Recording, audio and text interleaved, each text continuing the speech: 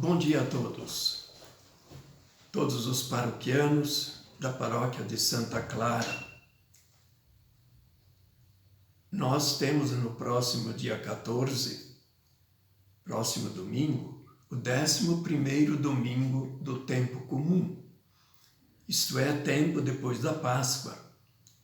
Nós já tínhamos começado esses domingos logo depois da festa do batismo do Senhor, no mês de janeiro. Interrompemos com os domingos da Quaresma e de todo o tempo pascal. E aí, terminado as duas últimas festas que coincidem com o domingo, que é a festa do Divino Espírito Santo e a festa da Santíssima Trindade, seria então o 9º e o 10º domingo. Então agora recomeçam os domingos do tempo comum, 11º domingo. O evangelho de hoje continua sendo de Mateus, porque nós temos um ciclo litúrgico. Um ano é chamado é o evangelho de Mateus, que é lido normalmente. No ano que vem já vai ser o ano B. Então vai ser o Evangelho de Marcos, que é mais curto, por isso é completado com outros textos. E por fim, o ano C, ele é dedicado ao Evangelho de Lucas. Então, estando no ano A, temos o Evangelho de São Mateus, no próximo domingo, capítulo 9, versículo 36, até 10, versículo 8. É o chamamento dos 12 discípulos e o envio deles em missão. Ouçamos o Evangelho. Proclamação do Evangelho de Jesus Cristo segundo Mateus. Glória a vós, Senhor. Naquele tempo, vendo Jesus as multidões, compadeceu-se delas, porque estavam cansadas e abatidas, como ovelhas que não têm pastor. Então disse a seus discípulos: a messe é grande, mas os trabalhadores são poucos. Pedi, pois, ao dono da messe que envie trabalhadores para a sua colheita. Jesus chamou os 12 discípulos e deu-lhes poder para expulsar os espíritos maus e para curarem todo tipo de doença e enfermidade. Estes são os nomes dos 12 apóstolos. Primeiro, Simão, chamado Pedro, e André, seu irmão. Tiago, filho de Zebedeu, e seu irmão João. Filipe e Bartolomeu. Tomé e Mateus, o cobrador de impostos. Tiago, filho de Alfeu, e Tadeu. Simão, o zelota, e além dele, Judas, que foi o traidor. Então, esses 12 discípulos, Jesus enviou com as seguintes recomendações. Como é que eles deveriam fazer e se comportar? Não deveis ir aonde moram os pagãos, nem entrar nas cidades dos samaritanos. Ide antes as ovelhas perdidas da casa de Israel. Em vosso caminho anunciai: o reino dos céus está próximo. Curai os doentes, ressuscitai os mortos, purificai os leprosos, expulsai os demônios. De graça recebestes, de graça deveis dar. Então este é o Evangelho que nós acabamos de ouvir. E vamos, assim, refletir junto, passando o que se conta de Jesus e o que Jesus fala. Primeira frase: vendo Jesus as multidões, compadeceu-se delas, porque estavam cansadas e abatidas como ovelhas que não têm pastor. A ideia do pastor, ela é bastante ampla.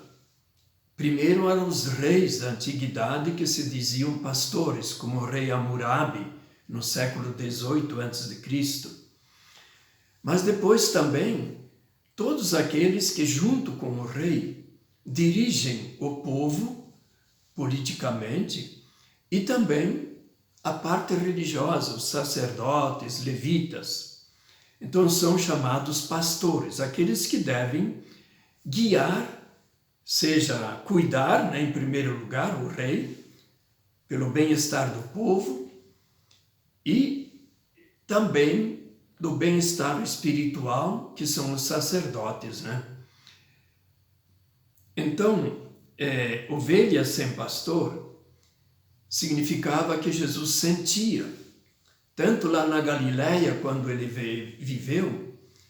viveu como filho do carpinteiro, São José, mas também, provavelmente, ele, nas horas que não tinha serviço de consertar isso, levantar uma casa ou fazer alguma coisa desse tipo, ele ia também, entrava na fila dos trabalhadores diaristas. Temos várias parábolas de Jesus falando disso. Quer dizer, ele tinha essa experiência. E sabia também de quanto trabalho as pessoas tinham e quão pouco eles recebiam. Então eram como ovelhas sem pastor. E do ponto de vista religioso, ele conhecia a sinagoga de Nazaré e também ia às peregrinações anuais a partir dos 12 anos completos, que era obrigação. O judeu menino, completando 12 anos, no 13º ano em diante, ele era considerado como um adulto na fé, como seria hoje para nós o sacramento da crisma. E o que interessa mesmo é a compaixão. Compadeceu-se das multidões, porque estavam cansadas e abatidas. Então esse cansaço significa a falta do conforto espiritual merecido e também da parte da vida, dos ganhos da vida comum através do trabalho, E Jesus se sente compadecer. Padecer, sinônimo de sofrer. Então ele sofria não só sofria quando ele viu as multidões, mas quando vivia lá na Galileia, ele via o sofrimento das pessoas, escutava, conversava com elas, como trabalhador. Então ele se compadece, isto é, sofre com. E aí o que Jesus pede?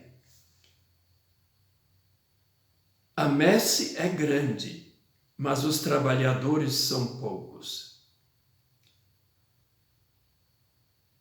Pedi, pois, ao dono da messe que envie trabalhadores para a sua colheita.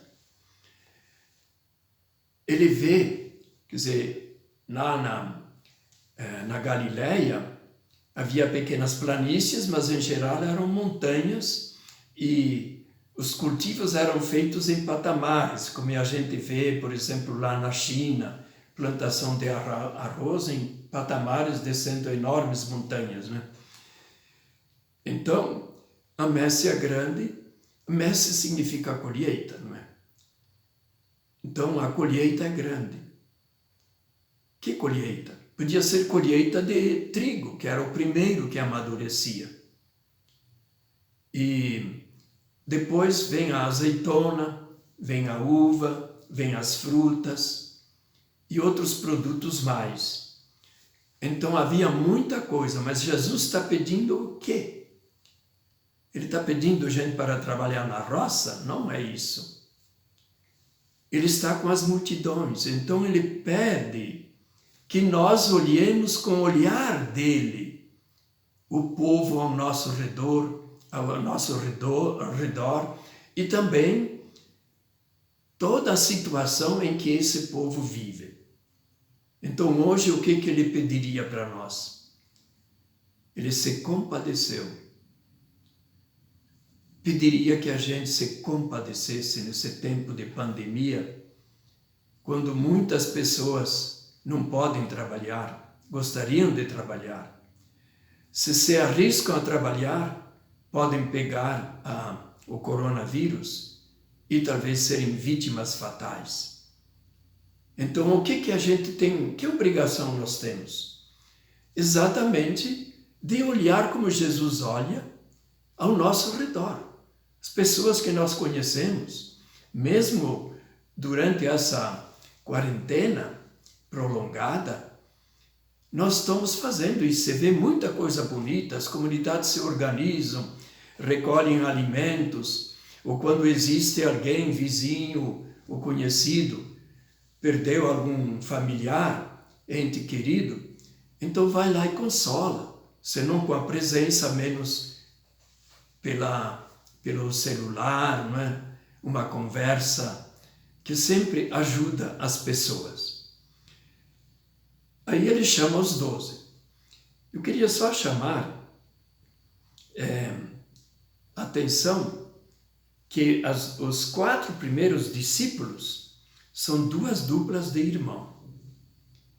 Jesus não podia fazer tudo sozinho. Era incapaz de dar conta sozinho. Mas ele é filho de Deus. Não, era humano como nós. Então ele sente que tem que organizar. E aí chama gente para trabalhar junto com ele. E ele chama então Simão, chamado Pedro. Simão Pedro. Depois André, seu irmão. O que eles tinham? Tinham uma barca de pescador. Tiago, filho do Zebedeu, e seu irmão João. Tinham outra barca para pegar peixe. Depois Filipe e Bartolomeu, etc. Então Jesus chama 12 porque significam as 12 tribos de Israel. Lucas, por exemplo, no Evangelho, ele não se contenta com 12. Ele depois diz que Jesus chamou mais 72 discípulos. Então, nesses 72 discípulos são incluídos todos aqueles que são pastores, pastoras, que estão ali para ajudar o povo, nas várias pastorais das nossas comunidades, da nossa paróquia. Então, ele chamou 12 com esse significado. E até entre eles, Judas, que o traiu. E aí as recomendações. Por que eles não devem ir onde moram os pagãos? Porque o Evangelho de Mateus, ele é escrito para judeus convertidos. E os judeus, eles sentiam que a promessa da salvação era em primeiro lugar para eles. Então ele fica reduzido no tempo da vida pública e o envio se reduz à missão entre os judeus. Então, ovelhas perdidas da casa de Israel. E aí, o que mais? Além dos pagãos, também os samaritanos. Samaritanos, eles tinham só 5 livros da Bíblia, os primeiros 5 livros.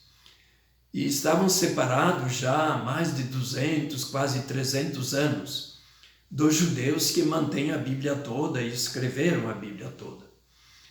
E eles não se entendiam, estavam sempre em conflito. E por isso, em Lucas, se conta a parábola do bom samaritano. Os judeus, nós judeus, não somos melhores do que os samaritanos. Um sacerdote passou, outro levita passou, viu aquele homem machucado, morrendo, sangrando, e só desviou-se dele como se não visse nada. E um samaritano que ia fazer negócios em Jerusalém, subindo, aí ele vê a pessoa, ajuda. É o que nós estamos fazendo agora, de modo especial, talvez com muito mais coração, muito mais misericórdia do que antes nós fazíamos. Esses gestos de amor, de caridade, de solidariedade com os que sofrem. Bem, então, o que eles deviam fazer? Deviam passar e dizer: o reino de Deus está próximo. Aqui ele diz reino dos céus, o Evangelho de Mateus. Porque Mateus, na mentalidade judaica, a gente não fala do nome de Deus. Eles, quando vem escrito o nome de Deus na Bíblia, eles pronunciam outra coisa. Adonai, Senhor. O nome seria Javé, em respeito. E também céus, o Altíssimo, coisas assim, não é? Então, o reino dos céus é o reino de Deus. Não é um reino para onde a gente vai. Nós já explicamos isso. Isso já ocorreu também várias vezes no ano A, B, C, não é? Sempre de novo aparece.